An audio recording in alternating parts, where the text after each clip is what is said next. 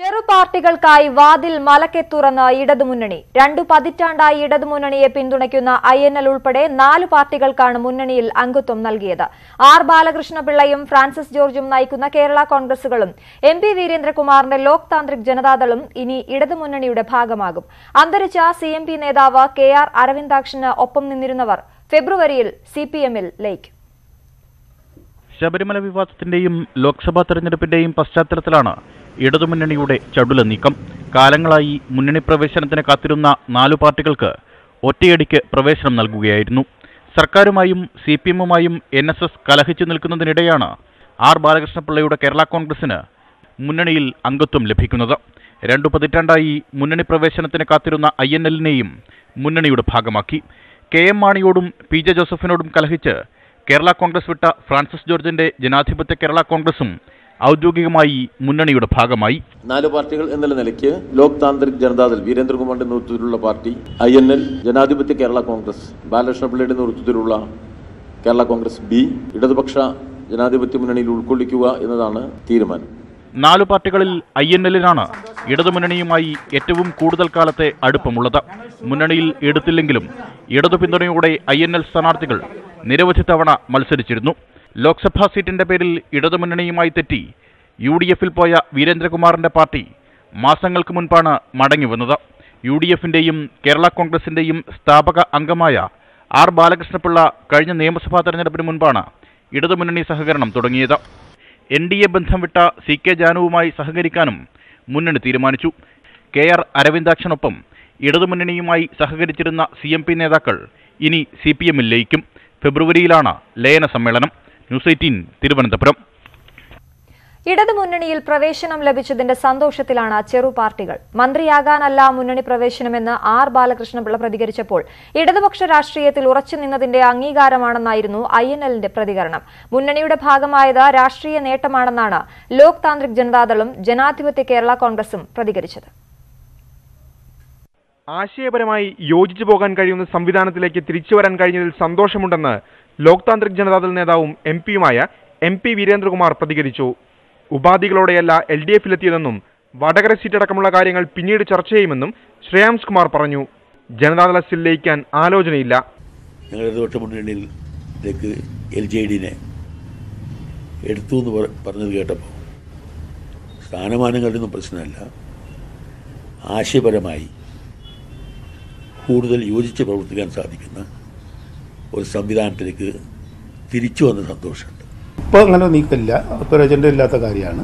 പക്ഷെ ദേശീയ തലത്തിൽ ഒന്നിക്കുകയാണെന്നുണ്ടെങ്കിൽ സ്വാഭാവികമായും അത് മൊത്തത്തിൽ ഗുണം ചെയ്യും. മന്ത്രിയാകാനല്ല മുന്നണി പ്രവേശനമെന്നായിരുന്നു കേരള കോൺഗ്രസ് B നേതാവ് ആർ ബാലകൃഷ്ണപിള്ളയുടെ പ്രതികരണം. മന്ത്രിയാകാൻ വേണ്ടിയുള്ള ഒരു പണിയായിട്ട് ഈ മുന്നണി പ്രവേശനത്തെ ഞങ്ങൾ കാണുന്നില്ല. കഴിഞ്ഞ 25 വർഷക്കാലം ഇടതുപക്ഷ രാഷ്ട്രീയത്തിൽ ഉറച്ചുനിന്നതിന്റെ അംഗീകാരമാണ് മുന്നണി പ്രവേശനമെന്ന് INL സംസ്ഥാന പ്രസിഡന്റ് AP അബ്ദുൽ വഹാബ്. അധികാര സ്ഥാനങ്ങളോ അക്കോമഡേഷനുകളോ പരിഗണിക്കാതെ, അത്തരം സംഗതികൾക്ക് പ്രാധാന്യം നൽകാതെ നിലപാടുകളിൽ ഉറച്ചു നിൽക്കുകയായിരുന്നു ഇന്ത്യൻ നാഷണൽ ലീഗ്. ഇതിൻ്റെ പ്രവർത്തകരൊക്കെ സന്തോഷിക്കുന്നതും ആ നിലയിൽ തന്നെയാണ്. ആ നിലപാടുകൾക്കുള്ള സത്യസന്ധമായ ആത്മാർത്ഥമായ നിലപാടുകൾക്കുള്ള അംഗീകാരമാണ് പാർട്ടിയുടെ മുന്നണി പ്രവേശനം. സീറ്റ് കിട്ടിയില്ലെങ്കിലും LDF-ൽ ഉൾപ്പെടുത്തിയത് പാർട്ടിക്ക് കരുത്തു പകരുമെന്ന് ജനാധിപത്യ കേരള കോൺഗ്രസ് നേതാവ് ആന്റണി രാജു പ്രതികരിച്ചു. ജനാധിപത്യ കേരള കോൺഗ്രസ് പാർട്ടിക്ക് ഒരു വലിയ അംഗീകാരമാണ് ഇടതുപക്ഷ ജനാധിപത്യ മുന്നണി ഇന്ന് നൽകിയിരിക്കുന്നത്. തീർച്ചയായിട്ടും പാർട്ടിയുടെ ജനാധിപത്യ കേരള കോൺഗ്രസ് പാർട്ടിയുടെ വളർച്ചയ്ക്ക് ഈ തീരുമാനം ഏറെ സഹായം ചെയ്യും. വിവിധ ബ്യൂറോകൾക്കൊപ്പം ന്യൂസ് ഡെസ്ക് ന്യൂസ് 18. വരാപ്പുഴ കേസിൽ കസ്റ്റഡിയിലായ പോലീസുകാരെ തിരിച്ചെടുത്തു. ശ്രീജിത്തിന്റെ കസ്റ്റഡി മരണത്തിൽ അറസ്റ്റിലായവരെയാണ് തിരിച്ചെടുത്തത്. CI ക്രിസ്പിൻ സാം ഉൾപ്പെടെ 7 പേരെയാണ് തിരിച്ചെടുത്തത്. ക്രൈംബ്രാഞ്ച് റിപ്പോർട്ടിന്റെ അടിസ്ഥാനത്തിലാണ് നടപടി. കൂടുതൽ വിവരങ്ങളുമായി VV വിനോദ് ചേരുന്നു. വിനോദ്, ഏത് സാഹചര്യത്തിലാണ് നിലവിലെ നടപടി? വിശദാംശങ്ങൾ. ശ്രീജിത്തിന്റെ കസ്റ്റഡി മരണവുമായി ബന്ധപ്പെട്ട് സസ്പെൻഷനിലായിരുന്ന 7 പേരെയും ഇപ്പോൾ തിരിച്ചെടുത്തിട്ടുണ്ട്. CI ക്രിസ്പിൻ സാം ഉൾപ്പെടെയുള്ളവരെയാണ് തിരിച്ചെടുത്തിട്ടുള്ളത്. ക്രൈംബ്രാഞ്ച് IG ശ്രീജിത്തിന്റെ റിപ്പോർട്ടിന്റെ അടിസ്ഥാനത്തിലാണ് നടപടി. നേരത്തെ വലിയ വിവാദമായ സംഭവമാണ്. ഇതുവരെയും ഈ കേസിന്റെ അന്വേഷണം ഏതെങ്കിലും ഒരു അവസാന ഘട്ടത്തിലേക്ക് എത്തുകയോ ഇതിലെ യഥാർത്ഥ കുറ്റവാളികളെ കണ്ടെത്തുന്ന തലത്തിലേക്ക് പോവുകയോ ചെയ്തിട്ടില്ല. ഇതിനിടയിലാണ് ഇപ്പോൾ 7 പേരുടെയും സസ്പെൻഷൻ ഒഴിവാക്കി ഇവരെ സർവീസിൽ തിരിച്ചെടുത്തിട്ടുള്ളത്.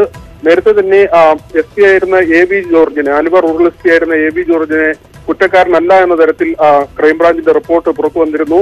അദ്ദേഹത്തെ ഈ കേസിന്റെ അന്വേഷണ പരിധിയിൽ നിന്ന് ഒഴിവാക്കിയിരുന്നു. ഇതിനെതിരെ ശ്രീജിത്തിന്റെ കുടുംബം വലിയ ആരോപണമാണ് ഉന്നയിച്ചത്. ഇതിനു പിന്നാലെയാണ് ഇപ്പോൾ 7 ഉദ്യോഗസ്ഥരുടെയും സസ്പെൻഷൻ ഒഴിവാക്കി ഇവരെ സർവീസിൽ തിരിച്ചെടുത്തിരിക്കുന്നത്. വരാപ്പുഴ കേസിൽ കസ്റ്റഡിയിലായ 7 പോലീസുകാരെ തിരിച്ചെടുത്തിരിക്കുന്നു. ശ്രീജിത്തിന്റെ കസ്റ്റഡി മരണത്തിൽ അറസ്റ്റിലായവരെയാണ് ഇപ്പോൾ തിരിച്ചെടുത്തിരിക്കുന്നത്. വിവരങ്ങളാണ് വി വിനോദ് നൽകിയത്. അയ്യപ്പ വിഗ്രഹത്തിൽ ചാർത്താനുള്ള തങ്കയങ്കി വഹിച്ചുകൊണ്ടുള്ള ഘോഷയാത്ര പമ്പയിലെത്തി. ദേവസ്വം ബോർഡ് പ്രതിനിധികൾ തങ്കയങ്കി ഘോഷയാത്രയ്ക്ക് സ്വീകരണം നൽകി. കൂടുതൽ വിവരങ്ങളുമായി ശ്യാം ദേവരാജ് ചേരുന്നു പമ്പയിൽ നിന്നും. ശ്യാം, എപ്പോഴാണ് തങ്കയങ്കി ഘോഷയാത്ര പമ്പയിലെത്തിയത്? തുടർ യാത്ര എങ്ങനെയാണ്?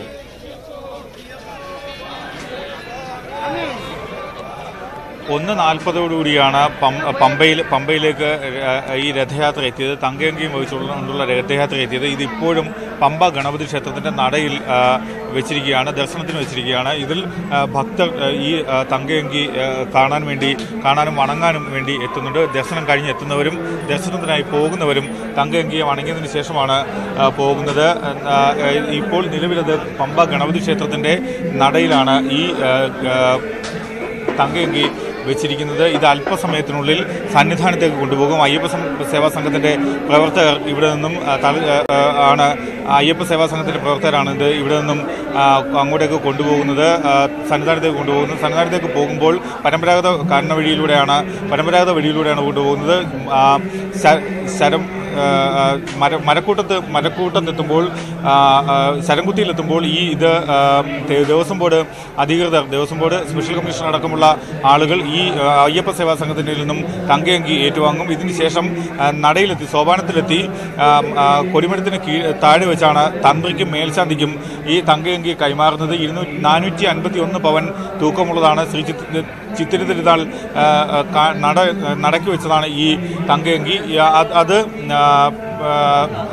ദീപാരാധനയ്ക്ക് തൊട്ട് മുന്നോടിയായി അയ്യപ്പ വിഗ്രഹത്തിൽ ചാർത്തുകയും ആ അയ്യപ്പ വിഗ്രഹത്തിൽ ചാർത്തതിനു ശേഷം ദീപാരാധനയ്ക്കായി തുറക്കുകയും ചെയ്യും. ഈ സമയത്ത് ഭക്തർക്ക് സന്നിധാനത്ത് അയ്യപ്പ വിഗ്രഹത്തിൽ തങ്കയങ്കി ചാർത്തിയ വിഗ്രഹം കാണാനുള്ള ദർശനത്തിനുള്ള സൗകര്യവും ഉണ്ടാവും. നിരവധി പേരാണ് ഇന്നും മണ്ഡലകാലം അവസാനിക്കുന്നതിന്റെ തൊട്ട് തലേദിവസം ഇന്നും നിരവധി പേരാണ് ഇന്നും ദർശനത്തിനായി എത്തുന്നത്. ഇപ്പോഴും ആയിരക്കണക്കിന് പേർ സന്നിധാനത്തേക്ക് എത്തിക്കൊണ്ടിരിക്കുന്നു. പ്രധാനമായും ഇന്ന് വൈകിട്ട് ദീപാരാധന, തങ്കയങ്കി ചാർത്തിയുള്ള ദീപാരാധന കാണുന്നതിനാണ് ഭക്തരുടെ ഒരു ഒഴുക്ക് തന്നെ ഉള്ളത്. രാവിലെ പെരുന്നാട് ധർമ്മശാസ്ത്ര ക്ഷേത്രത്തിൽ നിന്നാണ് തങ്കയങ്കിയും വഹിച്ചുകൊണ്ടുള്ള ഘോഷയാത്ര ഇന്ന് രാവിലെ ആരംഭിച്ചത്. 4 ദിവസത്തോളം സമയമെടുത്താണ്, 4 പകലുകളും 3 രാത്രിയും സമയമെടുത്താണ് ഈ രഥഘോഷയാത്ര ആറന്മുള പാർത്ഥസാരഥി ക്ഷേത്രത്തിൽ നിന്നും ഇന്ന് വൈകിട്ടോടുകൂടി സന്നിധാനത്തേക്ക് എത്തുന്നത്. ശ്യാം, പമ്പയിലെ തിരക്ക് എത്രത്തോളമാണ്? ഏതെങ്കിലും തരത്തിലുള്ള നിയന്ത്രണം പമ്പയിൽ നിന്നും സന്നിധാനത്തേക്കുള്ള നിയന്ത്രണം ഏർപ്പെടുത്തിയിട്ടുണ്ടോ ഭക്തർക്ക്?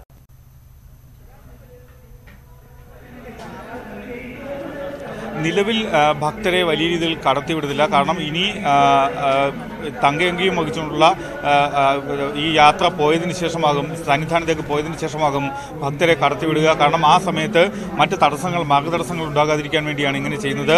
ഈ നേരത്തെ നിലയ്ക്കൽ നിന്നും ഇങ്ങോട്ടേക്ക് വരുമ്പോൾ ആ സമയത്തുള്ള വാഹന ഗതാഗതവും പൂർണ്ണമായും പോലീസ് തടഞ്ഞിരുന്നു. നിലയ്ക്കൽ നിന്നും പമ്പയിലേക്കുള്ള വാഹന ഗതാഗതവും തടഞ്ഞിരുന്നു. ഏതാണ്ട് 1 മണിക്കൂറിലധികം സമയമെടുത്താണ് 20 കിലോമീറ്റർ ദൂരമുള്ള 20 കിലോമീറ്റർ ദൂരത്തേക്ക് തങ്കയങ്കി വഹിച്ചുകൊണ്ടുള്ള രഥഘോഷയാത്ര നിലയ്ക്കൽ നിന്നും പമ്പയിലേക്ക് എത്തുന്നത്. ഏതാണ്ട് 12:20 തുടങ്ങിയ രഥഘോഷയാത്ര, നിലയ്ക്കൽ നിന്നും പുറപ്പെട്ട രഥഘോഷയാത്ര 1:40 ഇവിടെ എത്തുകയും ചെയ്തത്, പമ്പയിലെത്തുകയും ചെയ്തത്. പമ്പയിൽ ഉദ്യോഗസ്ഥരും വിവിധ വകുപ്പുകളുടെ ഉദ്യോഗസ്ഥരും പോലീസ് ഉദ്യോഗസ്ഥരും ദേവസ്വം ബോർഡ് അധികൃതരും എല്ലാവരും കൂടി ചേർന്നാണ് ഈ രഥഘോഷയാത്രയെ സ്വീകരിച്ചതും തങ്കയങ്കി ഏറ്റുവാങ്ങിയതും. ഇവിടെ നിന്ന് ഇപ്പോൾ പമ്പ ഗണപതി ക്ഷേത്രത്തിലേക്ക് മാറ്റുകയും ചെയ്തത്.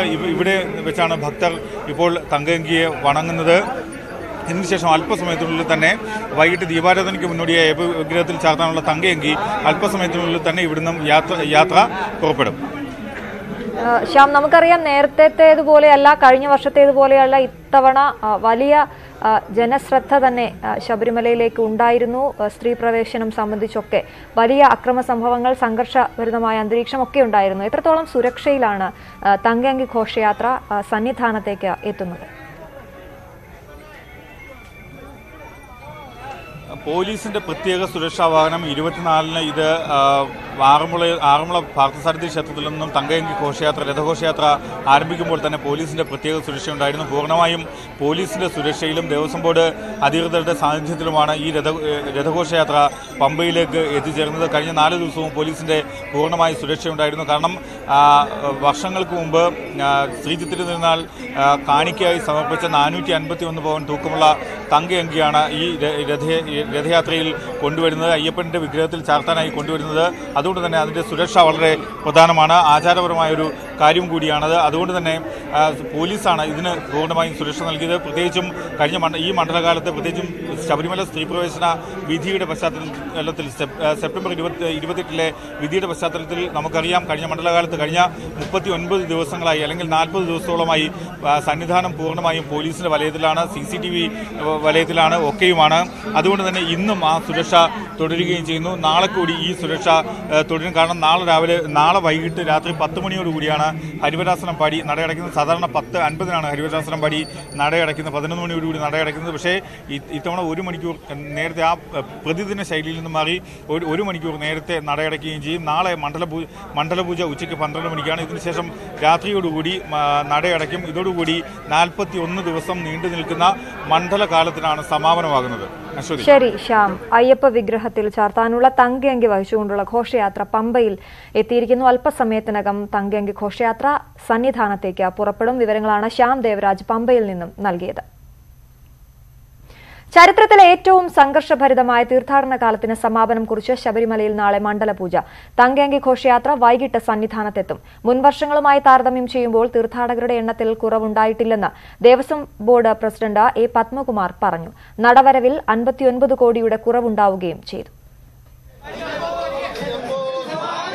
തങ്കയങ്കി ചാർത്തി ഇന്ന് ദീപാരാധന നടക്കുന്നതോടെ ഏറ്റവും ശ്രദ്ധേയമായ മണ്ഡലകാലത്തിനാണ് സമാപനമാകുന്നത്. മണ്ഡലകാലം 39 ദിവസം പിന്നിട്ടപ്പോൾ അയ്യപ്പന്മാരുടെ എണ്ണത്തിൽ മുൻവർഷത്തേക്കാൾ വർധനമുണ്ടായെന്നാണ് ദേവസ്വം ബോർഡിന്റെ കണക്ക്. ഇതുവരെ 32 ലക്ഷം തീർത്ഥാടകർ സന്നിധാനത്തെത്തി. മുൻവർഷത്തെ കണക്കുമായി താരതമ്യം ചെയ്താൽ കുറവുണ്ടായിട്ടില്ല. തീർത്ഥാടകരുടെ എണ്ണം കുറഞ്ഞില്ലെങ്കിലും വരുമാനം കൂടിയില്ല. ഇതുവരെ ലഭിച്ചത് 105 കോടി രൂപയാണ്. കഴിഞ്ഞ വർഷം ഇതേ സമയം 164 കോടിയായിരുന്നു വരുമാനം. 59 കോടിയുടെ കുറവാണ് ഉണ്ടായത്. അപ്പം അരവണ ഇനത്തിലും കാണിക്ക ഇനത്തിലും കുറവുണ്ടായിട്ടുണ്ട്. ഇന്നലെ വരെയുള്ള കണക്ക് നോക്കുമ്പോൾ ഏകദേശം 32 ലക്ഷത്തോളം ആളുകൾ ഇപ്പോൾ വന്നു കഴിഞ്ഞു, തീർത്ഥാടകർ വന്നു കഴിഞ്ഞു. കഴിഞ്ഞ വർഷം ശബരിമലയിൽ എത്തിച്ചേർന്ന ഭക്തജനങ്ങളുടെ എണ്ണം 68 ലക്ഷമാണ്. മകരവിളക്കുത്സവത്തോടെ വരുമാനം കൂടുമെന്നാണ് പ്രതീക്ഷ. കാണിക്കയിടുന്നതിനെതിരെയുണ്ടായ പ്രചരണം നടവരവിനെ ബാധിച്ചുവെന്ന വിലയിരുത്തലിൽ തന്നെയാണ് ദേവസ്വം ബോർഡ്.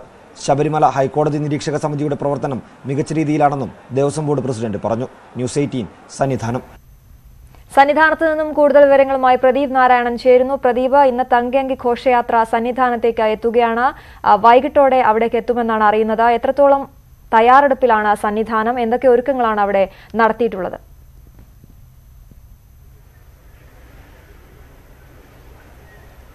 അശ്വതി, തങ്കയങ്കി ഘോഷയാത്രയെ വരവേൽക്കാൻ ഈ സന്നിധാനം ഒരുങ്ങിക്കൊണ്ടിരിക്കുകയാണ്. എനിക്ക് പിന്നിലെ ദൃശ്യങ്ങളിൽ കാണാൻ സാധിക്കും. സന്നിധാനം പൂർണ്ണമായും കഴുകി വൃത്തിയാക്കുന്ന ജോലിയിലാണ് ഫയർഫോഴ്സ് ഉദ്യോഗസ്ഥർ. ഇന്ന് 4 മണിക്കാണ് നട തുറക്കുക. എങ്കിലും തങ്കയങ്കി ചാർത്തിയുള്ള ദീപാരാധനയ്ക്ക് ശേഷം മാത്രമേ അയ്യപ്പന്മാരെ 18ാം പടി ചവിട്ടാനും ദർശനത്തിനും അനുവദിക്കുകയുള്ളൂ. പൂർണ്ണമായും ശുചീകരിച്ച ശേഷം തങ്കയങ്കി ചാർത്തിയുള്ള ദീപാരാധനയ്ക്കായുള്ള ഒരുക്കങ്ങൾ ഈ സോപാനത്തിൽ നടത്തിയപ്പോൾ സോപാനം പൂർണ്ണമായും കഴുകി വൃത്തിയായിക്കൊണ്ടിരിക്കുകയാണ്. നേരത്തെ ശ്യാം സൂചിപ്പിച്ചതുപോലെ അല്പസമയത്തിനകം തന്നെ പമ്പയിൽ നിന്നും തങ്കയങ്കി ഘോഷയാത്ര സന്നിധാനത്തേക്ക് പുറപ്പെടും. ശരംകുത്തിയിൽ വെച്ചാണ് ദേവസ്വം ബോർഡ് ആചാരപൂർവമായ ഒരു സ്വീകരണം തങ്കയങ്കി ഘോഷയാത്രയ്ക്ക് നൽകുന്നത്. ഇതിനുശേഷമാണ് സോപാനത്തിലേക്ക് സന്നിധാനത്തേക്ക് തങ്കയങ്കി ഘോഷയാത്ര എത്തുക. 18ാം പടിക്ക് മുകളിൽ ദേവസ്വം ബോർഡ് പ്രതിനിധികൾ തങ്കയങ്കി ഘോഷയാത്രയെ വരവേൽക്കും. തങ്കയങ്കി സ്വീകരിച്ച് തന്ത്രിക്ക് കൈമാറും. ഇതിനുശേഷമായിരിക്കും തന്ത്രി ശ്രീകോവിൽ പ്രവേശിച്ച് അയ്യപ്പ വിഗ്രഹത്തിൽ തങ്കയങ്കി ചാർത്തുക. ഇതിനുശേഷം 6:30 തങ്കയങ്കി ചാർത്തിയുള്ള ദീപാരാധന നടക്കും. ശബരിമല തീർത്ഥാടനത്തിൽ മണ്ഡലകാലത്തിലെ ഏറ്റവും പ്രധാനപ്പെട്ട ഒരു ദിവസമാണ് ഇന്ന്. തങ്കയങ്കി ചാർത്തിക്കൊണ്ടുള്ള ദീപാരാധന അത്രയേറെ പ്രധാനപ്പെട്ടതാണ്. അതുകൊണ്ട് തന്നെ അത്രയും വലിയൊരു തയ്യാറെടുപ്പാണ് ദേവസ്വം ബോർഡ് നടത്തിയത്.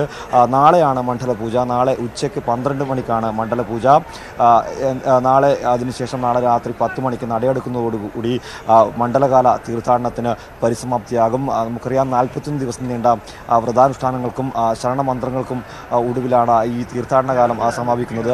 നേരത്തെ അശ്വതി സൂചിപ്പിച്ചതുപോലെ വലിയ വിവാദങ്ങളോടുകൂടി പ്രതിഷേധങ്ങളോടുകൂടി ആരംഭിച്ചതാണ് ഈ മണ്ഡലകാല തീർത്ഥാടനം. ആദ്യഘട്ടത്തിലൊക്കെ തന്നെയും അതുകൊണ്ട് സന്നിധാനത്തേക്ക് തീർത്ഥാടകരുടെ എണ്ണവും വളരെ കുറവായിരുന്നു. പിന്നീട് ഇവിടെ സന്നിധാന പരിസരം ശാന്തമായി എന്ന വാർത്തകൾ അറിഞ്ഞതോടുകൂടിയാണ് കൂടുതലായി തീർത്ഥാടകർ എത്തി തുടങ്ങിയത്. അതിൻ്റെ ഒരു പ്രഭാവം ഇന്ന് ഉച്ചയ്ക്ക് വരെ ഉണ്ടായിരുന്നു. എന്നാൽ ഇപ്പോൾ ഈ തങ്കയങ്കി ഘോഷയാത്രയുമായി ബന്ധപ്പെട്ടുകൊണ്ട് തീർത്ഥാടകർക്ക് നിയന്ത്രണം ഏർപ്പെടുത്തിയിട്ടുണ്ട്. നടപ്പന്തലിലടക്കം തീർത്ഥാടകരുടെ എണ്ണം വളരെ കുറവാണ്.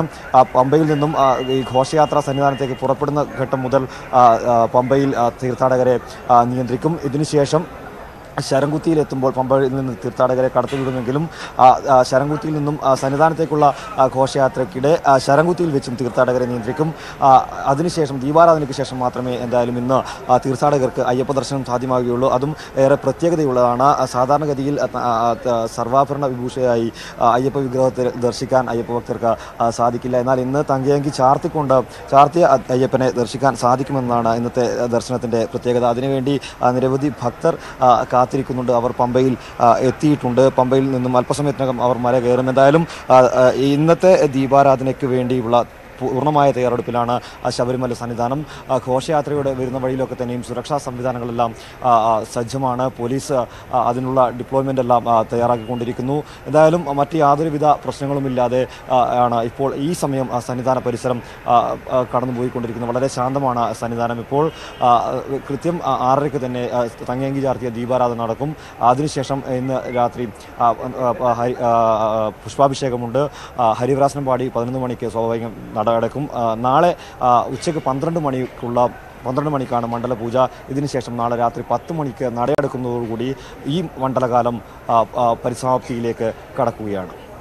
പ്രദീപ്, ദേവസ്വം ബോർഡ് പ്രസിഡന്റ് പത്മകുമാർ പറഞ്ഞതുപോലെ വലിയൊരു തിരക്കിന്റെ കുറവ് അവിടെ ഈ മണ്ഡലകാലത്ത് ഉണ്ടായില്ല എന്നാണ് അദ്ദേഹം പറഞ്ഞത്.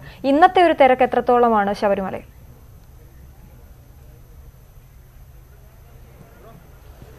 അശ്വതി, ഞാൻ നേരത്തെ സൂചിപ്പിച്ചതുപോലെ ഈ തീർത്ഥാടന കാലം ആരംഭിച്ചത് തന്നെ വലിയ വിവാദങ്ങൾക്ക് തിരികൊളുത്തിക്കൊണ്ടാണ്. അതുകൊണ്ട് തന്നെ ആദ്യഘട്ടത്തിൽ തീർത്ഥാടകരുടെ വലിയൊരു കുറവ് സന്നിധാനത്ത് പ്രകടമായിരുന്നു. ഇത് നടവരവിനെ അടക്കം ബാധിച്ചു. ആദ്യത്തെ 30 ദിവസത്തെ നടവരവിൽ തന്നെ 50 കോടിയോളം രൂപയുടെ കുറവ് ഉണ്ടായിരുന്നു. ഇതിന് ആനുപാതികമായി തന്നെയാണ് ഇപ്പോഴും ഈ 39 ദിവസം പിന്നിടുമ്പോഴും ദേവസ്വം ബോർഡ് പുറത്തുവിട്ട കണക്കിൽ അത്രയും കുറവ് ഇപ്പോഴും കിടക്കുന്നുണ്ട്. എങ്കിൽ പോലും അവസാന ഘട്ടത്തിൽ വലിയൊരു തീർത്ഥാടകരുടെ ഒരു ഒഴുക്ക് തന്നെ സന്നിധാനത്തേക്കുണ്ടായിരുന്നു. അതുകൊണ്ട് തന്നെയും ആദ്യത്തെ കുറച്ച് ദിവസങ്ങളെ അപേക്ഷിച്ച് നോക്കുമ്പോൾ ഈ മണ്ഡലകാലം അവസാനിക്കുന്ന ഘട്ടത്തിലേക്ക് എത്തുമ്പോൾ തീർത്ഥാടകരുടെ എണ്ണത്തിൽ കുറവുണ്ടായിട്ടില്ല. 32 ലക്ഷം തീർത്ഥാടകർ ഇതിനകം അയ്യപ്പ ദർശനം നടത്തിയെന്നാണ് ദേവസ്വം ബോർഡ് ഔദ്യോഗികമായി അറിയിച്ചിരിക്കുന്നത്. എങ്കിൽ പോലും നടവരവിൽ മൊത്തം ശബരിമല വരുമാനത്തിൽ വലിയൊരു കുറവ് ഉണ്ടായിട്ടുണ്ട് എന്ന് ദേവസ്വം ബോർഡ് തുറന്നു സമ്മതിക്കുന്നുണ്ട്. എങ്കിൽ പോലും മകരവിളക്ക് ഉത്സവത്തോടനുബന്ധിച്ച് അടുത്ത ഒരു 15 ദിവസം കൊണ്ട് ഈ വരുമാനം നികത്താൻ സാധിക്കുമെന്നൊരു പ്രതീക്ഷയാണ് ദേവസ്വം ബോർഡിന് ഉള്ളത്. അത്തരത്തിൽ തന്നെ വലിയൊരു പ്രതീക്ഷ ഉണ്ട്. കാരണം നേരത്തെ സ്ത്രീ പ്രവേശനവുമായി ബന്ധപ്പെട്ട വലിയ വിവാദങ്ങളുണ്ടായിരുന്നു. കഴിഞ്ഞ ദിവസങ്ങളിൽ പോലും ശബരിമല സന്നിധാനത്തേക്കുള്ള ശബരിപാത അതിൻ്റെ പ്രതിഷേധങ്ങൾക്ക് വേദിയാവുകയും ചെയ്തിരുന്നു. എങ്കിൽ പോലും തികഞ്ഞ ആത്മവിശ്വാസം ദേവസ്വം ബോർഡ് പ്രകടിപ്പിക്കുന്നുണ്ട്. മറ്റ് യാതൊരുവിധ പ്രശ്നങ്ങൾ ഇല്ല എങ്കിൽ വലിയ രീതിയിലുള്ളൊരു മുന്നോട്ട് പോക്ക് ശബരിമല ഈ തീർത്ഥാടന കാലത്ത് ഉണ്ടാകുമെന്നാണ് ദേവസ്വം ബോർഡ് പറയുന്നത്.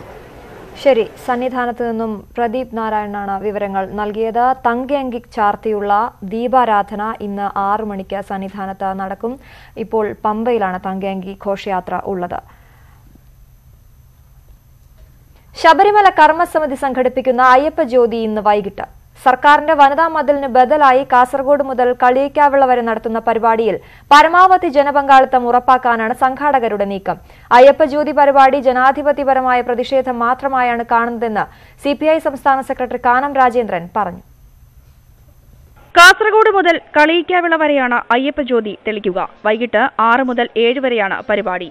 ശബരിമല കർമ്മസമിതിയുടെ നേതൃത്വത്തിൽ നടക്കുന്ന പരിപാടിക്ക് ഹൈന്ദവ സംഘടനകളുടെ പിന്തുണയുണ്ട്. NSS അടക്കമുള്ള സമുദായ സംഘടനകളും പരിപാടിക്ക് പിന്തുണയുമായി രംഗത്തുണ്ട്. വനിതാ മതിലിന് ബദൽ എന്ന രീതിയിൽ സംഘടിപ്പിച്ചിരിക്കുന്ന പരിപാടിയായതിനാൽ പരമാവധി സ്ത്രീകളെ അയ്യപ്പ ജ്യോതിക്ക് അണിനിരത്താനാണ് നീക്കം.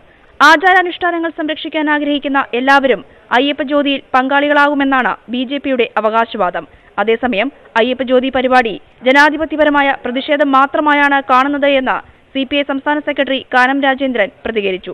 ജനാധിപത്യപരമായ പ്രതിഷേധമായിരിക്കാം, അതിന് ഞങ്ങൾ എന്തിനാണ് എതിർക്കുന്നത്? ഞങ്ങൾ എതിർക്കേണ്ട കാര്യമൊന്നുമില്ല. സർക്കാർ പിന്തുണയോടെയുള്ള വനിതാ മതിൽ ജനുവരി 1 സംഘടിപ്പിക്കുന്നത്. ന്യൂസ് 18 തിരുവനന്തപുരം. ശബരിമല കർമ്മസമിതി നടത്തുന്ന അയ്യപ്പ ജ്യോതിക്കൊപ്പമില്ലെന്ന് കേരള കോൺഗ്രസ് നേതാവ് R. ബാലകൃഷ്ണപിള്ള. NSSന്റെ നിലപാടിന് വിരുദ്ധമായി മുൻപും തീരുമാനമെടുത്തിട്ടുണ്ടെന്നും ബാലകൃഷ്ണപിള്ള പറഞ്ഞു. കേരള കോൺഗ്രസ് NSSുമായിട്ട് ബന്ധത്തിലൊന്നും യാതൊരു കുഴപ്പം വരേണ്ട കാര്യമില്ലല്ലോ. അയ്യപ്പ ജ്യോതി നടത്തുന്നത് ഞങ്ങളല്ല.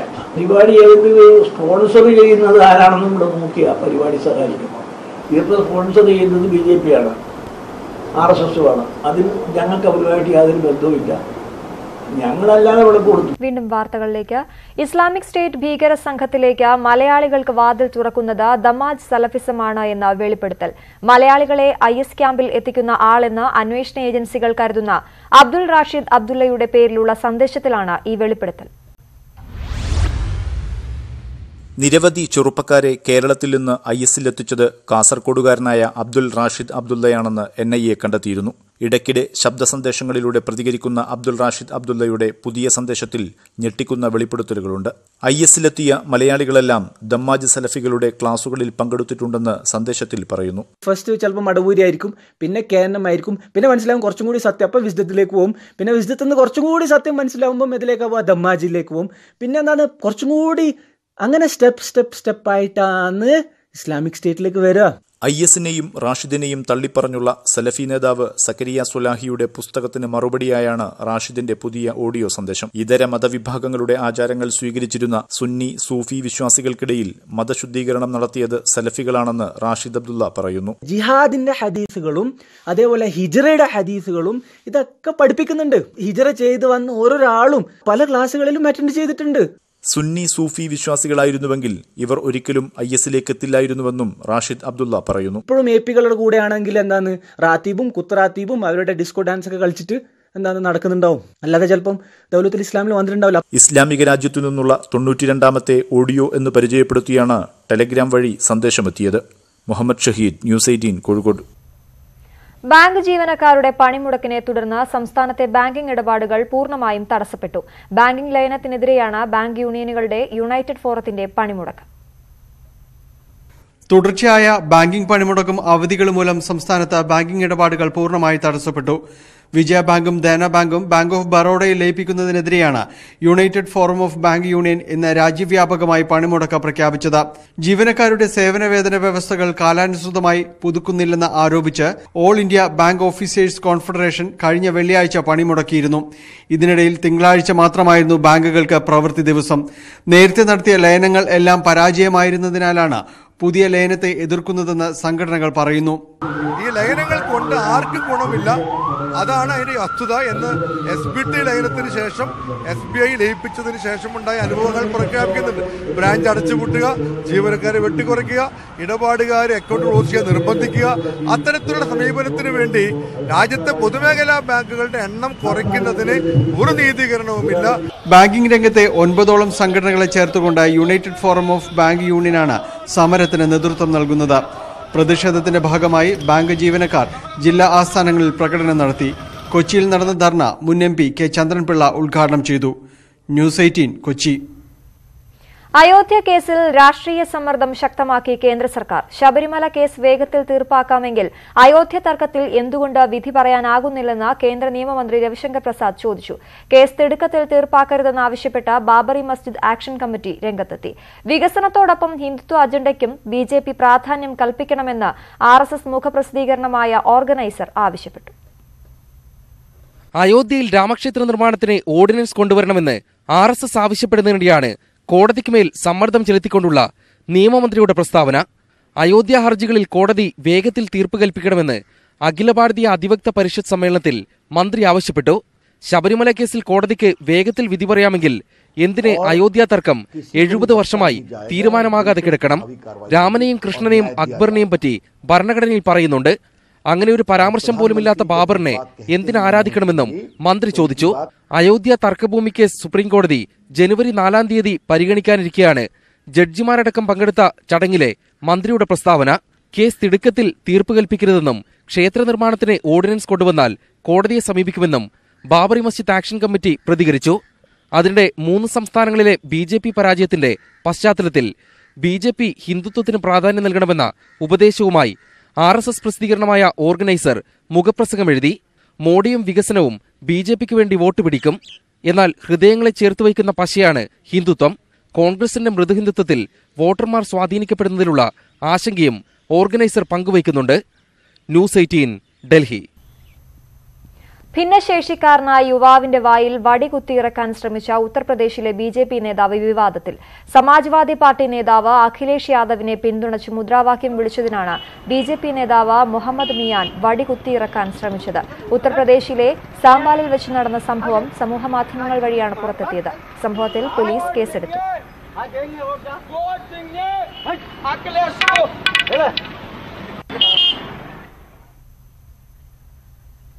മറ്റൊരു ആഗോള സാമ്പത്തിക മാന്ദ്യത്തിന്റെ ലക്ഷണം പ്രകടിപ്പിച്ച എണ്ണവില വീപ്പയ്ക്ക് $50 കൂപ്പുകുത്തി. ഉൽപാദനം വെട്ടിക്കുറച്ചിട്ടും വില ഇടിയുന്നത് തുടരുന്ന സാഹചര്യത്തിൽ UAE ഉത്പാദക രാജ്യങ്ങളുടെ അടിയന്തര യോഗം വിളിച്ചു. ഇന്ത്യ ഉൾപ്പെടെയുള്ള രാജ്യങ്ങളിലെ ഓഹരി വിപണികളും കൂപ്പുകുത്തി. അമേരിക്കയിലെ ട്രഷറി സ്തംഭനം 4ാം ദിവസവും തുടരുകയാണ്. 2 വർഷം മുൻപുള്ള വിലയിലേക്കാണ് ആഗോള എണ്ണവില ഇന്നലെ കൂപ്പുകുത്തിയത്. ഒരു ബാരലിന് $50.01. എണ്ണ ഉൽപാദക രാജ്യങ്ങളുടെ സംഘടനയായ ഒപെക്കും റഷ്യയും മറ്റ് 8 രാഷ്ട്രങ്ങളും ഉൽപാദനം വെട്ടിക്കുറച്ചിട്ടും വില ഇടിയുകയാണ്. വ്യാവസായിക ഉൽപാദനത്തിലുണ്ടായ കുറവാണ് എണ്ണ വിലയിടിവിന് പിന്നിൽ. സ്ഥിതി തുടർന്നാൽ 2008 ഉണ്ടായതിന് സമാനമായ സാമ്പത്തിക മാന്ദ്യം ഉണ്ടാകുമെന്നാണ് മുന്നറിയിപ്പ്.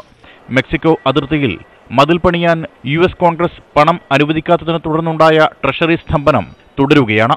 മതിലിന് പണം അനുവദിക്കണം എന്ന നിലപാടിൽ നിന്ന് പിന്നോട്ടില്ലെന്ന് പ്രസിഡന്റ് ഡൊണാൾഡ് ട്രംപ് ആവർത്തിച്ചു.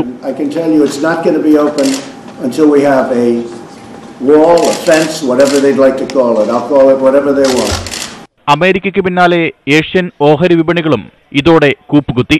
സെൻസെക്സിൽ രാവിലെ 1 മണിക്കൂർ കൊണ്ട് 350 പോയിന്റാണ് ഇടിഞ്ഞത്. International desk news 18. തുടർച്ചയായ 3ാം ദിവസവും ഡൽഹിയിൽ വായു മലിനീകരണത്തിന്റെ തോത് അതീവ ഗുരുതരമായി തുടരുന്നു. ഈ അവസ്ഥ തുടരുകയാണെങ്കിൽ സ്വകാര്യ വാഹനങ്ങൾക്ക് നിയന്ത്രണം ഉൾപ്പെടെ നടപ്പാക്കുമെന്ന് മുഖ്യമന്ത്രി അരവിന്ദ് കെജ്രിവാൾ പറഞ്ഞു. NCR, ഫരീദാബാദ്, ഗാസിയാബാദ്, നോയിഡ എന്നിവിടങ്ങളിൽ അതിശക്തമായ വായു മലിനീകരണം രേഖപ്പെടുത്തിയപ്പോൾ ഗുരുഗ്രാമിൽ ശ്വസിക്കാൻ പോലും ഉപയോഗിക്കരുതാത്ത വിധം വായു നിലവാരം കുറവാണ്. പുകമഞ്ഞ് രൂക്ഷമായതോടെ ഡൽഹി 85 വിമാനങ്ങളുടെ സമയക്രമം താളം തെറ്റി. മേഘാലയയിലെ ഖനിക്കുള്ളിൽ കുടുങ്ങിക്കിടക്കുന്ന യുവാക്കളെ രക്ഷിക്കാമെന്ന പ്രതീക്ഷ നശിക്കുന്നു. നിർത്തിവെച്ച രക്ഷാപ്രവർത്തനങ്ങൾ പുനരാരംഭിച്ചിട്ടില്ല. യുവാക്കൾ കുടുങ്ങി 17 ദിവസമായിട്ടും മുഖ്യമന്ത്രിയോ മന്ത്രിമാരോ സ്ഥലം സന്ദർശിച്ചില്ല. സഹായത്തിന് ആരെ സമീപിക്കണം എന്നറിയാത്ത നിസ്സഹായതയിലാണ് ബന്ധുക്കൾ.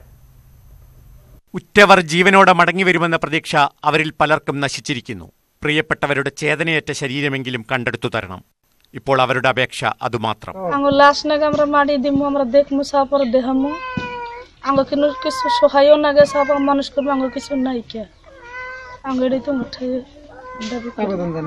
അപകടകരമായ ജോലിക്ക് ഉറ്റവർ പോയത് വീട്ടിലെ പട്ടിണി മാറ്റാനാണെന്ന് അവർ വിവരിക്കുന്നു.